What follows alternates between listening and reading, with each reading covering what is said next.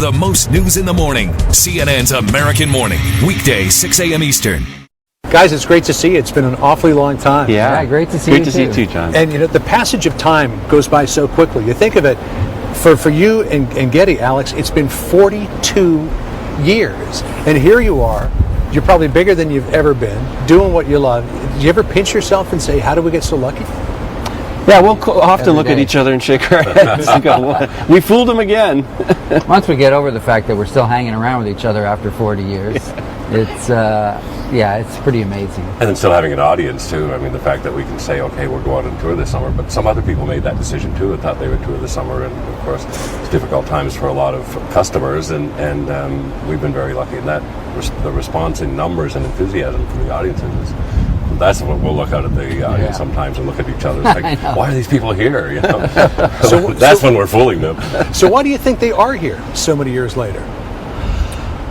I don't know. It's something in There's no humble way to answer it. I know. Well, show me a little humor here. They like us. It's amazing. I think it's a combination of things that have happened over the last few years that have kind of reignited Rush fans, and I think obviously this documentary that came out this year, which seems to be very popular, has brought renewed interest in us, and our hardcore fans are always here, and then this year touring and bringing moving pictures in its entirety to the show has really excited a lot of fans too. So I think a combination of things.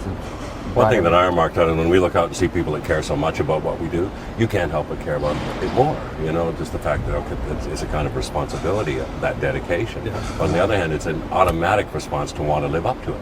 So that forces us to make each show as if it's the last one we're ever going to do, and the audience senses that dedication. I think so. It's a feedback. It's a loop, really, that we feel inspired by what they give us, and they're inspired by what we give them. So do you find that too, Alex, that sense of responsibility that you can pack out all of these places, there's not a seat to be had in Atlanta, there are people waiting out front for somebody who'll sell them a ticket. Do you feel like, wow, we've got all these people out there, we really owe it to them to keep going here and do the best that we possibly can? Certainly we feel that, but I think we feel a responsibility to ourselves to put on the best show and play as well as we absolutely can. It's old showbiz stuff, but really you do feel only as good as your last show. Yeah. And if I feel I hadn't played well last night, then tonight will be my chance to make up for that. And I'll have been down on myself during all that interim time. But the next one, that's the great thing about touring and playing live, you have another chance to get it right. There isn't but a handful of bands who have made it as long as you guys have. Getty, what do you think is the magic that has allowed you to do that? Is it the fact that you and Alex were high school buddies who grew up with the same musical influences, wanted to do the same thing? I know that Neil is still the new guy. That's right. A mere 36 years. But my theory is that we all make the same number of mistakes, so nobody can get mad at each other. There can't be factions forming. You know, if somebody has a bad night, somebody else has a bad night the next night, and we all feel kind of an equal basis that way, where there's never any competition about it. Yeah, the strange truth is that we like each other, and for some ridiculous reason, we still enjoy what we do tremendously, and we like the music that we're making together. And it kind of begins and ends with that. So when we get into rehearsals, or we're planning a tour, or we're planning something, we have a good time, and we kind of still believe in what we're doing, and we keep wanting to push the boundaries of what our abilities allow us to do. Also, we're equally handsome, so ego doesn't get in the way. The same number of girls are equally impressed by our vision every night. When everybody is as handsome as everybody else, there are no egos. That's exactly. Everybody's a lot of band breakups. That's a very good way of putting it. Everybody's on the same plane. Yeah. But I talked to Bono about this. I talked to Stuart Copeland from the Police about it. And Bono says the reason why U2 has stayed together all these years is because they were mates in high school. They grew up together. Stuart Copeland says the reason the Police did not stay together was because they were three established musicians who came together from three disparate backgrounds and tried to make it work. Mm-hmm. So is that background, you were kids together? Well, like a marriage, to be friends first is an awful big advantage. Yeah. Certainly with Alex and I, we go back so far that we've got this friendship that we're stuck to each other forever. Regardless of what we're doing, we'll be hanging around with each other. You can have some other jobs. You can finish each other's sentences. Yeah, pretty much. But the choice of music for this tour was interesting because we had two new songs, and we really wanted to do a fresh presentation of old songs. So as we exchanged emails going up about getting excited about picking up a song from this, that'd be fun. There was real enthusiasm right from the beginning of the choice of songs alone, and then to start playing them and be so, God, that sounds better than it did when we recorded it, 30 years ago in some cases. One of the things that people always mention when they talk about Rush is that you have not compromised. You've never compromised. It hurt you with albums like Caress of Steel, and you said in the documentary, you thought your career was over, but what has allowed you to not compromise, to not give in to pressures of the music industry? Because that is why this band is so respected. Well, the audience, again, it goes back to what I was saying before. They're a closed loop. That we make music that we like. Getting said, that's number one, and then the audience likes it too.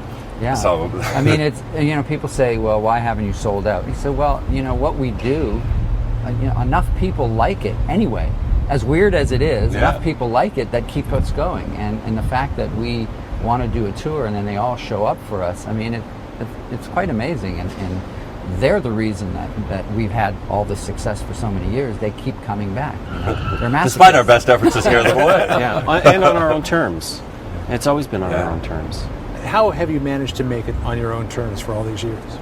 Well, I think with 2112, that sort of bought our freedom from pressures from the record company and from management. I think they all stood back and said, well, I guess these guys know whatever they're doing. Whatever they're doing, they're selling records, and that makes us happy, so therefore let's leave them alone. And as Neil's pointed out, we have the audience that wants to listen to the music that we want to write. So it's quite simple, really, and you just follow your It's a miracle, but it's a simple one. Yeah. And also, our management's been wise enough to keep everyone else at bay and say to them, look, these guys are doing what they want to do. People are coming to see them, so just let them do it. And that's a Leave godsend them for alone. us. Yeah. But it's so far from where it was in the early days. I remember interviewing Ray in 1980, and he said, we were begging anybody who would possibly listen to us to please give us a record deal. Yeah. And now look at where you are. Yeah. But I bet you today, if we were starting all over again, we wouldn't get a record deal either. And that's been true decade to decade, as conditions have changed. There have been so many bright years with Rush, and then, of course, there were the dark years as well in the late 1990s. The hiatus lasted for almost 5 years. What brought you back to the band? Was there a time when you thought to yourself, I'm done with the music business, I'm done with this? Yeah, surely, but eventually what you love trumps what you hate. I guess that's the only thing to say about that's the that. right way to put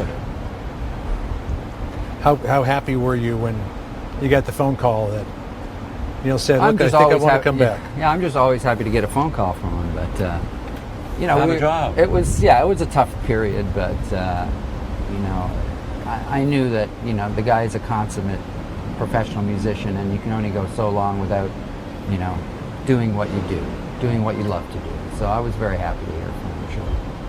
Alex, did you think Plus- did sorry. you think that things were over at that period? Well, I didn't really think about any of that. It was a very quiet, dark time, and you just did whatever you did. And if things came around, they came around, and if they didn't, they didn't. It was family time. Yeah, it was a family time, exactly, and that was the most important part of it. The band didn't even matter at that point.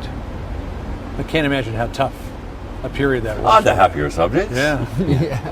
On to happier subjects. One thing that you did during that time was you took a motorcycle ride that went from, I think, Alaska down to Panama. Did you ever get to South America? No, I came through Belize. It was when the terrible hurricane hit in the Gulf Coast and Guatemala, and I was trying to go